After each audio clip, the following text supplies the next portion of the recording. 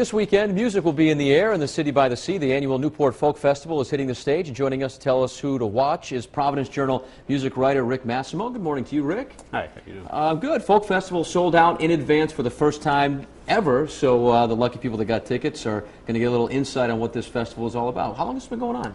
It's been going on since 1959. Wow. And this is the first time that the festival's been completely sold out in advance. Why do you think that's the case this year?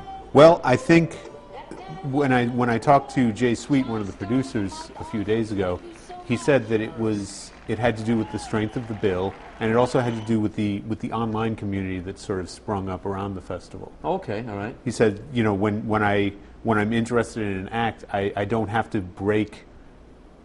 tell thousands of people about it. They can tell each other for about you, it. right? Social networking, beautiful thing. Exactly. Festival original Ramblin' Jack Elliott is performing, but you say you know, some of the younger acts like Middle Brother, they're not taking over, but there's a resurgence of younger acts this year. Well, the thing is, Middle Brother, one member of which is John McCauley from Providence's own Deer Tick, they're part of a wave of younger groups who have been sort of becoming a bigger part of the festival over the past few years, and you can tell that there's been a resurgence in the audience. They're younger.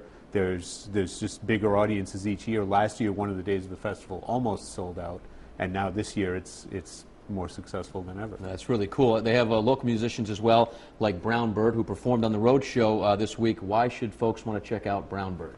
Well, Brown Bird has. I talked to them this week, and they're committed to being a duo now. They've had all different configurations over the years, but this is it. They're a duo now. They put out a terrific 4-song record as a duo a couple of months ago, and now they've got a full length coming out in the fall, and they're hitting the road behind that.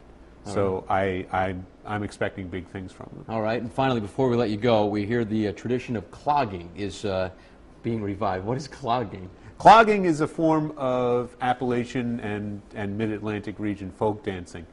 There's always, in the early days of the festival, it was a demonstration of folk life. Okay. So there were all sorts of demonstrations of dance and crafts and that sort of thing.